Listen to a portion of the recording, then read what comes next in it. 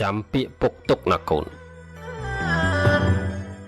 មនុស្សឆ្លាតបំផុតច្រើនតែបណ្ដំខ្លួនជាមនុស្សល្ងងបំផុត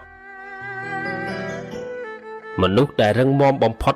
ច្រើនតែបណ្ដំខ្លួនជាមនុស្សទន់ខ្សោយបំផុតមនុស្សដែលគិតបានជ្រៅបំផុតច្រើនតែជាមនុស្សដែលរស់នៅតែឯងឬមនុស្សដែលចូលចិត្តលាក់ខ្លួនមនុស្សដែលអាចទុកចិត្តបាននៅក្នុងលោកនេះគឺមានតែសាកសពដែលដេកស្ដុកស្ដឹងនៅក្នុងមឈូសប៉ុណ្ណោះ